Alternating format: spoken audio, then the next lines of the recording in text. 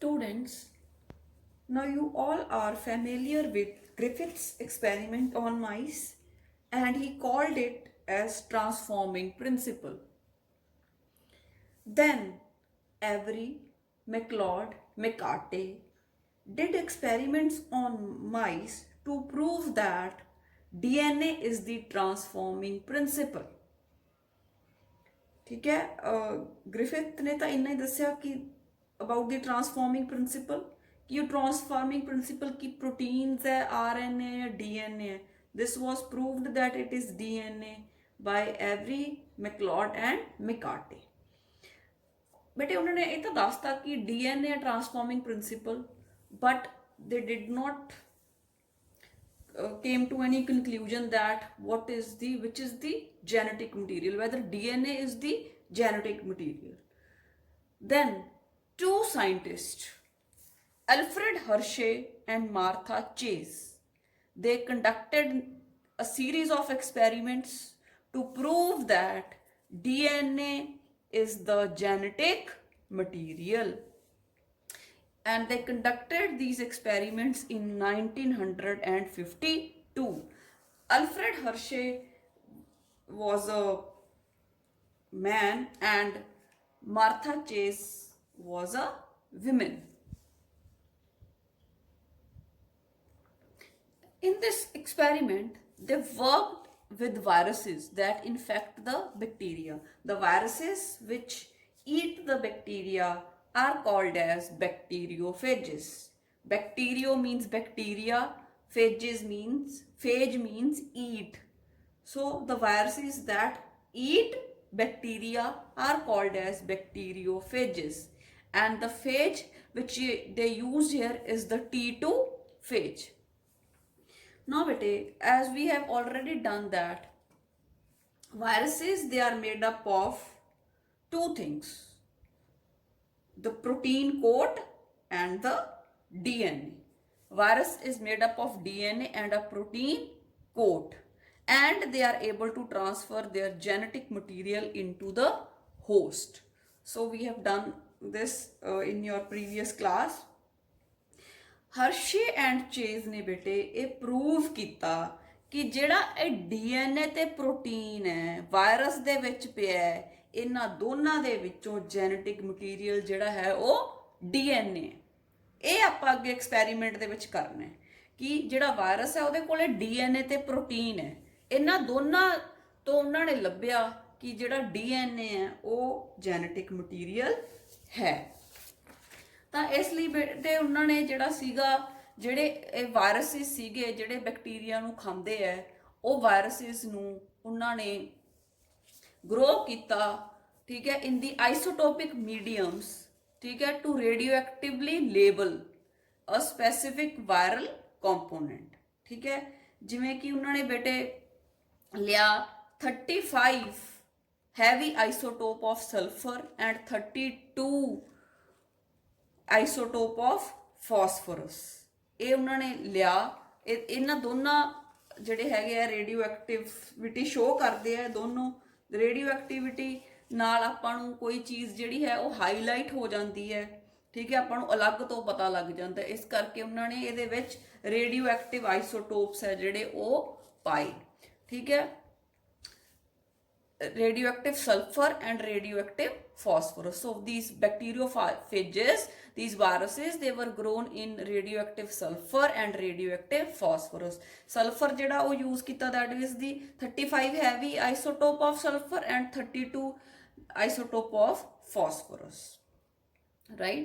ਹੁਣ ਬੇਟੇ ਜਿਹੜੇ proteins ਹੁੰਦੇ ਆ ਉਹ ਆਪਾਂ ਨੂੰ ਪਤਾ ਹੈ they are formed from the amino acids. Amino acids they join by peptide bonds to form proteins. ਤੇ ਜਿਹੜੇ amino acids ਹੁੰਦੇ ਬੇਟੇ ਉਹਨਾਂ ਦੇ ਅੰਦਰ ਪਿਆ ਹੁੰਦਾ sulfur. So sulfur is present in the proteins and not in the DNA. ਇਹ ਗੱਲ ਯਾਦ ਰੱਖਣੀ ਬਹੁਤ ਜ਼ਰੂਰੀ ਹੈ, ਫਿਰ ਆਪਾਂ ਨੂੰ ਜਿਹੜਾ ਇਹ ਐਕਸਪੈਰੀਮੈਂਟ ਹੈ ਉਹ ਚੰਗੀ ਤਰ੍ਹਾਂ ਸਮਝ ਆਏਗਾ ਕਿ ਜਿਹੜੇ ਪ੍ਰੋਟੀਨਸ ਉਹ ਅਮਾਈਨੋ ਐਸਿਡਸ ਦੇ ਬਣਦੇ ਆ ਤੇ ਅਮਾਈਨੋ ਐਸਿਡਸ ਦੇ ਅੰਦਰ ਸਲਫਰ ਹੁੰਦਾ ਤੇ ਡੀਐਨਏ ਦੇ ਅੰਦਰ ਸਲਫਰ ਨਹੀਂ ਹੁੰਦਾ. दूसरा बेटे उन्होंने लिया phosphorus. Phosphorus is present in the DNA, ਤੇ ਫਾਸਫੋਰਸ ਹੈ ਜਿਹੜਾ ਡੀਐਨਏ ਦੇ ਵਿੱਚ ਪਿਆ ਹੈ, ਪਰ ਪ੍ਰੋਟੀਨਸ ਦੇ ਵਿੱਚ ਫਾਸਫੋਰਸ ਨਹੀਂ ਪਿਆ। ਫਿਰ ਬੇਟੇ ਜਦੋਂ ਉਹਨਾਂ ਨੇ ਵਾਇਰਸਿਸ ਸੀਗੀਆਂ ਜਿਹੜੀਆਂ, ਇਹਨਾਂ ਨੂੰ ਰੇਡੀਓ ਐਕਟਿਵ ਮੀਡੀਅਮ ਦੇ ਵਿੱਚ ਗਰੋ ਕਰ ਲਿਆ, ਉਸ ਤੋਂ ਬਾਅਦ ਜਿਹੜੀਆਂ ਇਹ ਵਾਇਰਸਿਸ ਸੀ ਦੇ ਵਰ ਅਲਾਉਡ ਟੂ ਇਨਫੈਕਟ ਅ ਬੈਕਟੀਰੀਅਮ।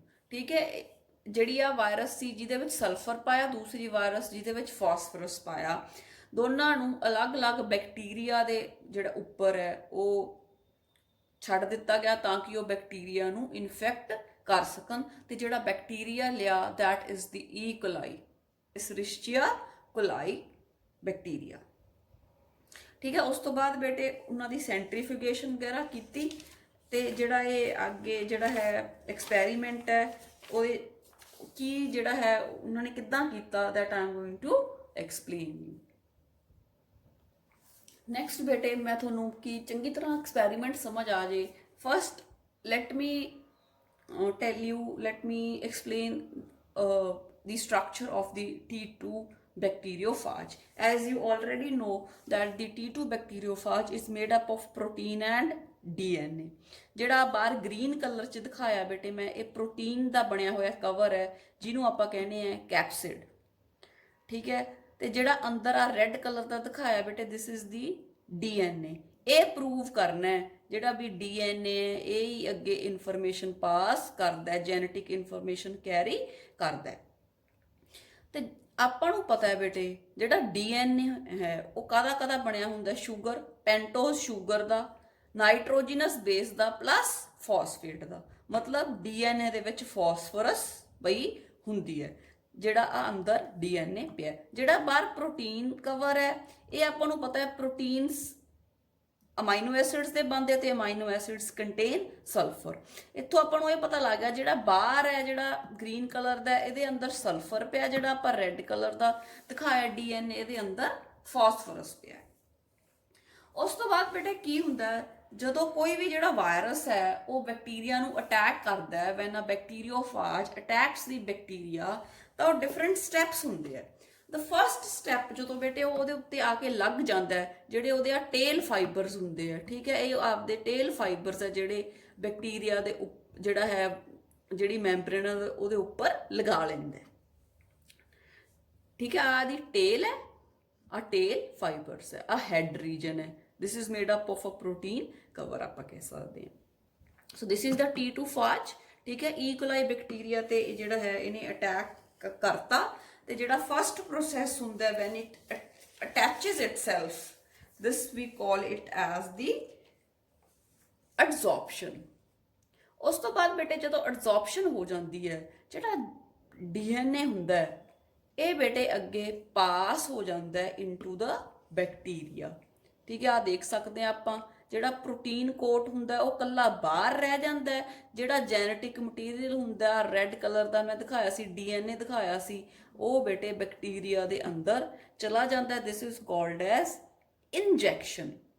ਉਸ ਤੋਂ ਬਾਅਦ ਕੀ ਹੁੰਦਾ, ਜਦੋਂ ਅੰਦਰ ਚਲਾ ਜਾਂਦਾ DNA ਤਾਂ ਜਿਹੜੀ ਵਾਇਰਸ ਹੈ ਉਹਦੀਆਂ ਰੈਪਲੀਕੇਸ਼ਨ ਹੋ ਜਾਂਦੀ ਹੈ ਇਸ DNA ਦੀ, ਤੇ ਵਾਇਰਸ ਦੀਆਂ ਅੱਗੇ ਕਾਫੀ ਸਾਰੇ ਜਿਹੜੀ ਹੈਗੀ ਹੈ ਨਵੇਂ ਵਾਇਰਸਿਸ ਹੈ ਜਿਹੜੇ ਉਹ ਬਣ ਜਾਂਦੇ, like you must have done in the aids when you did that, right. ਕਿ ਇੱਕ ਜਿਹੜਾ ਹੈ ਵਾਇਰਸ ਉਹ ਐਂਟਰ ਕਰਦਾ ਹੈ, ਉਸ ਤੋਂ ਬਾਅਦ ਉਹ ਹੋਸਟ ਦੀ ਮਸ਼ੀਨਰੀ ਯੂਜ਼ ਕਰਕੇ ਜਿਹੜਾ ਇਹ DNA ਸੀ, ਠੀਕ ਹੈ, ਇਹਦੇ ਤੋਂ ਰੈਪਲੀਕੇਸ਼ਨ ਕਰਾ ਕੇ ਨਵੇਂ ਵਾਇਰਸਿਸ ਹੈ ਜਿਹੜੇ ਪ੍ਰੋਡਿਊਸ ਕਰਦਾ ਹੈ। ਉਸ ਤੋਂ ਬਾਅਦ ਜਿਹੜਾ ਬੈਕਟੀਰੀਅਲ ਸੈੱਲ ਹੁੰਦਾ ਇਹਦੀ ਲਾਈਸਿਸ ਹੋ ਜਾਂਦੀ ਹੈ, ਇਹ ਟੁੱਟ ਜਾਂਦਾ ਹੈ, ਤੇ ਜਿਹੜੇ ਵਾਇਰਸਿਸ ਹੈ ਇਹ ਬਾਹਰ ਰਿਲੀਜ਼ ਹੋ ਜਾਂਦੇ ਹੈ। So when the virus it attacks the bacteria, some information is passed from virus to bacteria। ਆਪਾਂ ਨੂੰ ਤਾਂ ਬੇਟੇ ਅੱਜ ਪਤਾ ਹੈ, ਠੀਕ ਹੈ, ਕਿ ਇਦਾਂ ਹੁੰਦਾ। ਉਸ ਟਾਈਮ ਇਹ ਚੀਜ਼ਾਂ ਨਹੀਂ ਪਤਾ ਸੀ, ਤਾਂ ਉਸ ਟਾਈਮ ਇਹ ਸੀ ਕਿ ਸਮ ਇਨਫੋਰਮੇਸ਼ਨ ਕੁਛ ਨਾ ਕੁਛ ਹੈ ਜਿਹੜਾ ਉਹ ਵਾਇਰਸ ਤੋਂ ਬੈਕਟੀਰੀਆ ਦੇ ਅੰਦਰ ਟ੍ਰਾਂਸਫਰ ਹੁੰਦਾ ਹੈ। ਠੀਕ ਹੈ, ਫਿਰ ਕਿ ਜਿਹੜੀ ਇਹ ਇਨਫੋਰਮੇਸ਼ਨ ਹੈ ਇਹ ਦੋ ਤਰੀਕਿਆਂ ਨਾਲ ਪਾਸ ਹੋ ਸਕਦੀ ਹੈ ਬੈਕਟੀਰੀਆ ਦੇ ਵਿੱਚ। it can pass in the form of DNA or this can pass in the form of protein. क्योंकि वायरस कोले दो ही चीजें, प्रोटीन या डीएनए, या तो प्रोटीन्स इंफॉर्मेशन बैक्टीरिया दे अंदर लेके जाणगे या डीएनए, राइट। हुण आपां नूं इन्नी गल तां पता है कि जे बैक्टीरिया दे अंदर मैनू सल्फर मिलता है, इफ आई गेट, ठीक है, सपोज इत्थे जिहड़ा बैक्टीरिया सी इहदे अंदर मैनू सल्फर मिलता है, if I get sulphur from inside of the bacteria, what will I think?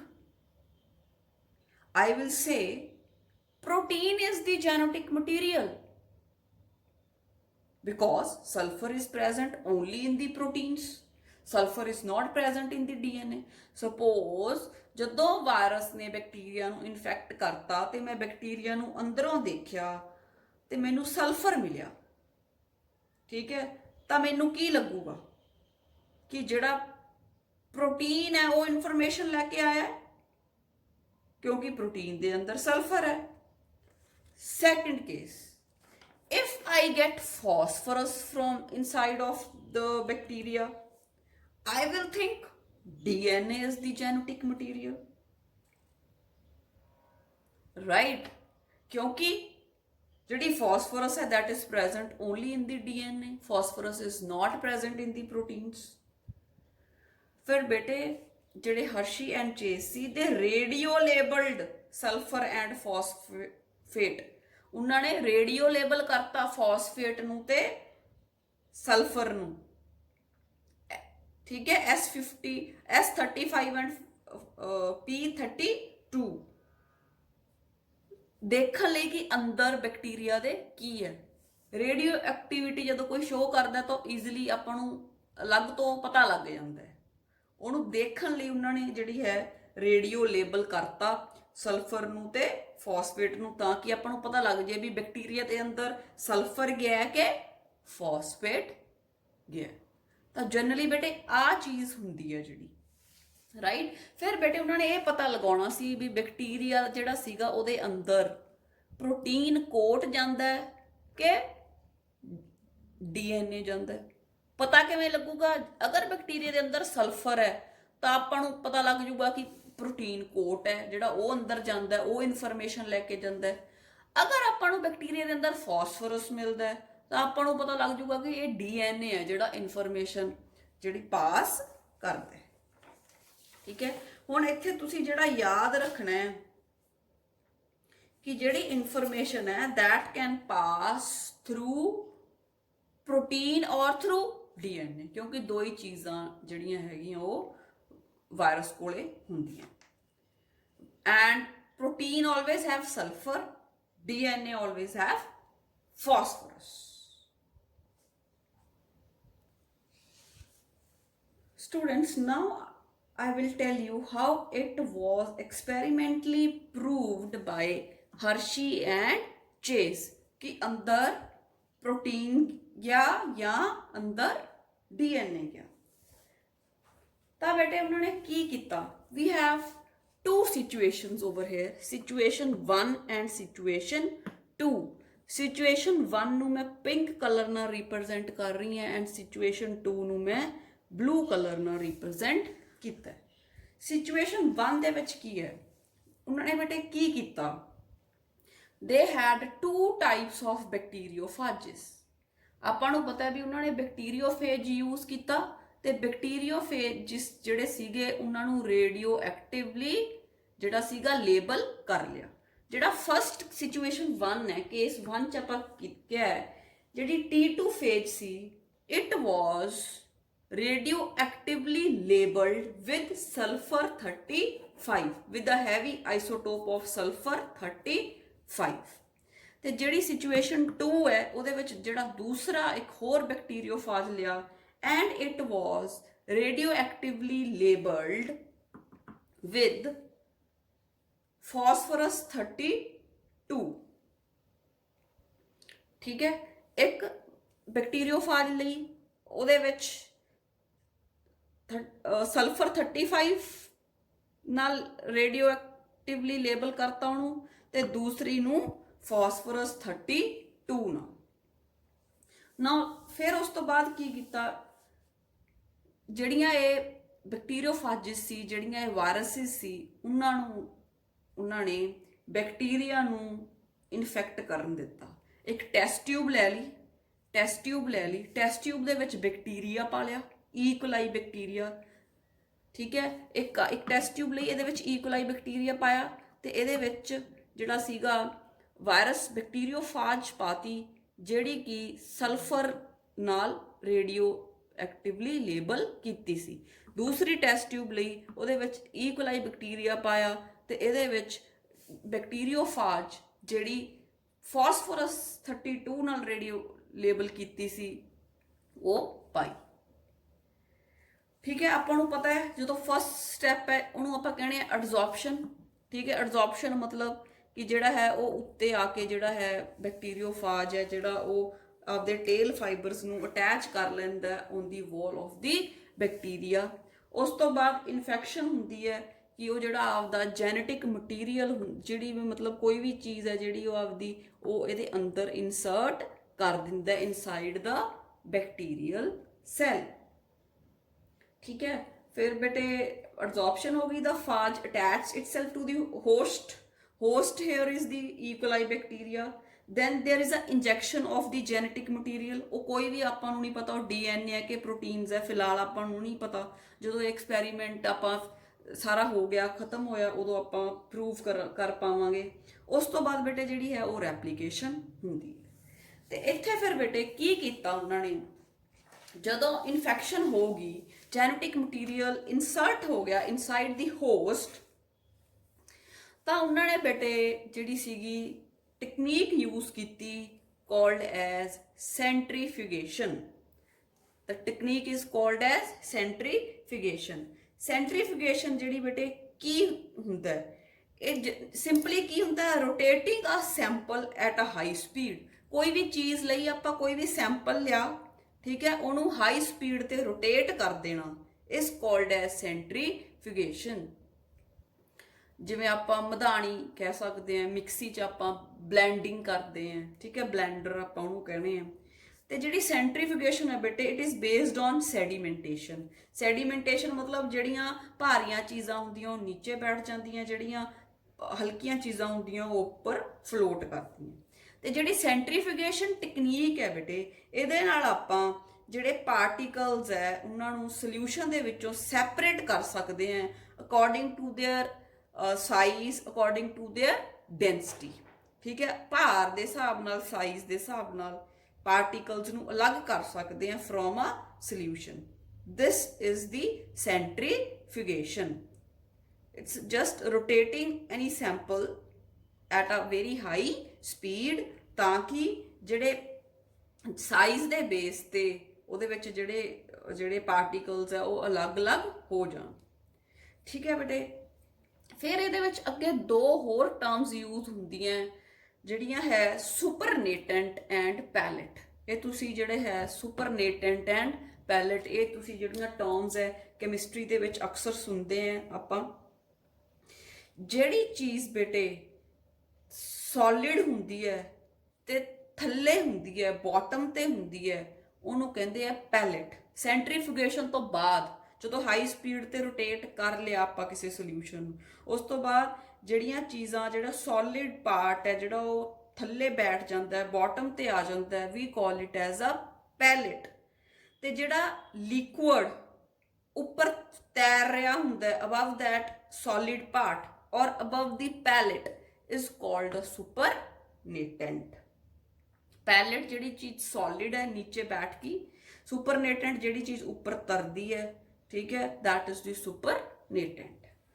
ਤਾਂ ਕੀ ਹੋਇਆ ਬੇਟੇ, ਉਹਨਾਂ ਨੇ ਜਦੋਂ ਸੈਂਟਰੀਫਿਊਗੇਸ਼ਨ ਕਰਤੀ, ਹਾਈ ਸਪੀਡ ਤੇ ਰੋਟੇਟ ਕਰਤਾ, ਤਾਂ ਉਹਨਾਂ ਨੇ ਕੀ ਦੇਖਿਆ ਕਿ ਆ ਟੈਸਟ ਟਿਊਬ ਸੀ, ਇਹਦੇ ਵਿੱਚ ਉਹਨਾਂ ਨੇ ਐਕਸਪੈਰੀਮੈਂਟ ਕੀਤਾ ਸੀ ਕਿ ਉਹਨਾਂ ਨੇ ਦੇਖਿਆ ਕਿ ਮੈਂ ਪਿੰਕ ਕਲਰ ਦਾ ਸ਼ੋ ਕਰ ਰਹੀ ਹਾਂ ਤੁਹਾਨੂੰ ਕਿ ਜਿਹੜੇ ਪ੍ਰੋਟੀਨਸ ਸੀ ਉਹ ਉੱਪਰ ਰਹਿ ਗਏ। ਕਿਉਂਕਿ ਆਪਾਂ ਨੂੰ ਪਤਾ ਹੈ ਜਦੋਂ ਇਨਫੈਕਸ਼ਨ ਹੁੰਦੀ ਹੈ ਉਦੋਂ ਜਿਹੜਾ ਪ੍ਰੋਟੀਨ ਪਾਰਟ ਹੈ ਉਹ ਬਾਹਰ ਹੀ ਰਹਿ ਜਾਂਦਾ ਹੈ, ਉਹ ਅੰਦਰ ਨਹੀਂ ਜਾਂਦਾ। ਠੀਕ ਹੈ, ਤਾਂ ਕੀ ਹੋਇਆ, ਜਿਹੜੇ ਪ੍ਰੋਟੀਨ ਸੀ ਉਹ ਲਾਈਟ weight ਦੇ ਸੀ ਤੇ ਉਹ ਜਿਹੜਾ ਕੈਪਸਿਡ ਸੀ ਬਾਹਰਲਾ ਉਹ ਉੱਪਰ ਰਹਿ ਗਿਆ, ਜਿਹਨੂੰ ਆਪਾਂ ਕਿਹਾ ਸੁਪਰਨੇਟੈਂਟ। ਇਹਨੂੰ ਆਪਾਂ ਕੀ ਕਿਹਾ, ਸੁਪਰਨੇਟੈਂਟ। ਤੇ ਜਿਹੜੇ ਬੈਕਟੀਰੀਆ ਸੀ ਉਹ ਹੈਵੀ ਸੀ ਤੇ ਉਹ ਨੀਚੇ ਬੈਠ ਗਏ, ਜਿਹਨੂੰ ਆਪਾਂ ਕਿਹਾ ਪੈਲੇਟ। ਉੱਪਰ ਪਿੰਕ ਕਲਰ ਦਾ ਸੁਪਰਨੇਟੈਂਟ ਹੈ ਤੇ ਨੀਚੇ ਜਿਹੜਾ ਹੈ ਦੈਟ ਇਜ਼ ਦੀ ਪੈਲੇਟ। ਠੀਕ ਹੈ, ਹੁਣ ਆਪਾਂ ਰੇਡੀਓ ਐਕਟਿਵਲੀ ਲੇਬਲ ਕੀਤਾ ਸੀ, ਮੈਂ ਤਾਂ ਹੀ ਪਿੰਕ ਕਲਰ ਦਾ ਬਣਾਇਆ ਹੈ। ਤਾਂ ਜਿਹੜੀ ਰੇਡੀਓ ਐਕਟੀਵਿਟੀ ਸੀ that was found in the supernatant. ਠੀਕ ਹੈ, ਸੁਪਰਨੇਟੈਂਟ 'ਚ ਰੇਡੀਓ ਐਕਟੀਵਿਟੀ ਕਿਉਂ ਆਈ? ਆਪਾਂ ਨੂੰ ਪਤਾ ਹੈ ਵੀ ਆਪਾਂ ਸਲਫਰ ਨੂੰ ਰੇਡੀਓ ਐਕਟਿਵਲੀ ਲੇਬਲ ਕੀਤਾ ਸੀ and sulphur is present only in the proteins. ਤੇ ਪ੍ਰੋਟੀਨਸ ਹੈ ਜਿਹੜੇ, ਠੀਕ ਹੈ, ਉਹ ਬਾਹਰ ਹੀ ਰਹਿ ਜਾਂਦੇ ਆ, ਉਹ ਬੈਕਟੀਰੀਆ ਦੇ ਅੰਦਰ ਨਹੀਂ ਜਾਂਦੇ ਤੇ ਉਹ ਲਾਈਟਰ ਹੁੰਦੇ ਆ। ਇਸ ਕਰਕੇ ਜਿਹੜਾ ਸੀ ਰੇਡੀਓ ਐਕਟੀਵਿਟੀ ਕਿੱਥੇ ਦੇਖਣ ਨੂੰ ਮਿਲੀ, in the supernatant, because sulphur is the part of the protein. ਜਿਹੜਾ ਸਲਫਰ ਸੀ that became the part of the proteins, not the DNA। ਠੀਕ ਹੈ, ਤਾਂ ਜਿਹੜਾ ਰੇਡੀਓ ਐਕਟੀਵਿਟੀ ਸੀ ਉਹ ਆਪਾਂ ਨੂੰ ਕਿੱਥੇ ਦੇਖਣ ਨੂੰ ਮਿਲੀ, ਜਿਹੜਾ ਉੱਪਰਲਾ ਜਿਹੜਾ ਸੀਗਾ ਸੁਪਰਨੇਟੈਂਟ, ਕਿਉਂਕਿ ਆਪਾਂ ਸਲਫਰ ਯੂਜ਼ ਕਰਤਾ ਤੇ ਸਲਫਰ ਪ੍ਰੋਟੀਨਸ ਦਾ ਪਾਰਟ ਹੁੰਦਾ।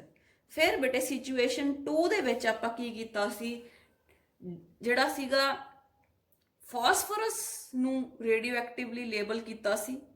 ਠੀਕ ਹੈ, ਤਾਂ ਇਹਦੇ ਵਿੱਚ ਕੀ ਹੋਇਆ, ਆਪਾਂ ਨੂੰ ਪਤਾ ਹੈ ਕਿ ਜਿਹੜਾ ਪ੍ਰੋਟੀਨ ਹੈ ਉਹ ਬਾਹਰ ਹੀ ਰਹਿ ਜਾਂਦਾ ਹੈ, ਪ੍ਰੋਟੀਨ ਕੈਪਸਿਡ, ਤੇ ਉਹ ਲਾਈਟਰ ਹੁੰਦਾ ਹੈ। ਇੱਧਰ ਵੀ ਉਹ ਉੱਪਰ ਹੀ ਤੈਰ ਰਿਹਾ ਸੀ ਇਨ ਦੀ ਫਾਰਮ ਆਫ ਸੁਪਰਨੇਟੈਂਟ, ਇੱਧਰ ਵੀ ਉਹ ਉੱਪਰ ਹੀ ਤੈਰ ਰਿਹਾ। ਬੈਕਟੀਰੀਆ ਹੈਵੀ ਸੀ, ਉਹ ਨੀਚੇ ਸੈਟਲ ਹੋ ਗਏ, ਇੱਧਰ ਵੀ। ਪਰ ਡਿਫਰੈਂਸ ਕੀ ਆਇਆ, ਇੱਧਰ ਤਾਂ ਜਿਹੜਾ ਕਲਰ ਹੈ ਉਹ ਮੈਂ ਸੁਪਰਨੇਟੈਂਟ ਤੇ ਸ਼ੋ ਕੀਤਾ ਹੈ, ਇੱਧਰ ਮੈਂ ਜਿਹੜਾ ਬਲੂ ਕਲਰ ਹੈ ਉਹ ਮੈਂ ਪੈਲੇਟ 'ਚ ਸ਼ੋ ਕੀਤਾ ਹੈ। ਮਤਲਬ ਜਿਹੜਾ ਸਲਫਰ ਹੈ ਉਹ ਪ੍ਰੋਟੀਨਸ ਦੇ ਵਿੱਚ ਪਿਆ ਹੁੰਦਾ ਹੈ, ਇਸ ਕਰਕੇ ਜਿਹੜਾ ਕਲਰ ਸੀ ਉਹ ਸੁਪਰਨੇਟੈਂਟ ਦੇ ਵਿੱਚ ਆਇਆ। ਤੇ ਇੱਥੇ ਜਿਹੜੀ ਰੇਡੀਓ ਐਕਟੀਵਿਟੀ ਹੈ ਉਹ ਜਿਹੜਾ ਕਲਰ ਜਿਹੜਾ ਹੈ ਉਹ ਕਿੱਥੇ ਆਇਆ, ਇਨ ਦੀ ਪੈਲੇਟ। ਠੀਕ ਹੈ, ਜਦੋਂ ਉਹ ਐਕਸਪੈਰੀਮੈਂਟ ਕਰ ਰਹੇ ਸੀ ਤਾਂ ਉਹਨਾਂ ਨੇ ਕੀ ਦੇਖਿਆ ਕਿ ਜਿਹੜਾ ਸਿਚੁਏਸ਼ਨ 2 ਸੀ ਜਿਹਦੇ ਵਿੱਚ ਉਹਨਾਂ ਨੇ ਫਾਸਫੋਰਸ ਯੂਜ਼ ਕੀਤੀ, ਉਹਦੇ ਵਿੱਚ ਜਿਹੜਾ ਕਲਰ ਸੀ, ਜਿਹੜੀ ਰੇਡੀਓ ਐਕਟੀਵਿਟੀ ਸੀ, ਉਹ ਪੈਲੇਟ ਦੇ ਵਿੱਚ ਸ਼ੋ ਹੋਈ। ਠੀਕ ਹੈ, ਤਾਂ ਫਿਰ ਇੱਥੇ ਉਹਨਾਂ ਨੂੰ ਪਤਾ ਲੱਗ ਗਿਆ ਕਿ ਕਿਹੜੀ ਚੀਜ਼ ਬੈਕਟੀਰੀਆ ਦੇ ਅੰਦਰ ਜਾਂਦੀ ਹੈ, ਸਲਫਰ ਜਾਂਦਾ ਕਿ ਫਾਸਫੋਰਸ ਗਿਆ। ਸਲਫਰ ਜਾਂਦਾ ਤਾਂ ਮਤਲਬ ਪ੍ਰੋਟੀਨਸ ਜੈਨੇਟਿਕ ਮਟੀਰੀਅਲ ਸੀ, ਪਰ ਸਲਫਰ ਤਾਂ ਉੱਪਰ ਹੀ ਰਹਿ ਗਿਆ, ਸਲਫਰ ਗਿਆ ਹੀ ਨਹੀਂ। ਰੇਡੀਓ ਐਕਟੀਵਿਟੀ ਸੁਪਰਨੇਟੈਂਟ ਚ ਆਈ। ਇੱਥੇ ਰੇਡੀਓ ਐਕਟੀਵਿਟੀ ਜਿੱਥੇ ਬੈਕਟੀਰੀਆ ਪਿਆ ਸੀ ਪੈਲੇਟ ਦੇ ਵਿੱਚ ਉੱਥੇ ਆਈ। ਤਾਂ ਇੱਥੋਂ ਕੀ ਪ੍ਰੂਵ ਹੋ ਗਿਆ ਕਿ ਜਿਹੜਾ ਜੈਨੇਟਿਕ ਮਟੀਰੀਅਲ ਸੀ, ਜਿਹੜਾ ਵਾਇਰਸ ਨੇ ਬੈਕਟੀਰੀਆ ਦੇ ਅੰਦਰ ਛੱਡਿਆ ਸੀ, ਠੀਕ ਹੈ, ਉਹ ਕੀ ਸੀ, DNA, ਨੋਟ ਦਾ ਪ੍ਰੋਟੀਨਸ। ਕਿਉਂਕਿ ਪ੍ਰੋਟੀਨਸ ਦੀ ਜਿਹੜੀ ਕਲਰ ਸੀ ਉਹ ਤਾਂ ਆਇਆ ਸੁਪਰਨੇਟੈਂਟ 'ਚ, ਤੇ ਜਿਹੜਾ ਸੀਗਾ DNA ਵਾਲਾ ਸੀ, ਜਿਹੜਾ ਫਾਸਫੋਰਸ ਨੂੰ ਲੇਬਲ ਕੀਤਾ ਸੀ, ਉਹ ਆਇਆ ਇਨ ਦਾ ਬੈਕਟੀਰੀਆ, ਇਨ ਦਾ ਪੈਲੇਟ ਰੀਜਨ। ਤਾਂ ਇੱਥੋਂ ਪਤਾ ਲੱਗ ਗਿਆ ਕਿ ਜਿਹੜੀ ਇਨਫੋਰਮੇਸ਼ਨ ਸੀ, ਠੀਕ ਹੈ, ਉਹ DNA ਦੀ ਫਾਰਮ ਦੇ ਵਿੱਚ ਬੈਕਟੀਰੀਆ ਦੇ ਅੰਦਰ ਗਈ, ਪ੍ਰੋਟੀਨਸ ਤਾਂ ਅੰਦਰ ਗਏ ਨਹੀਂ।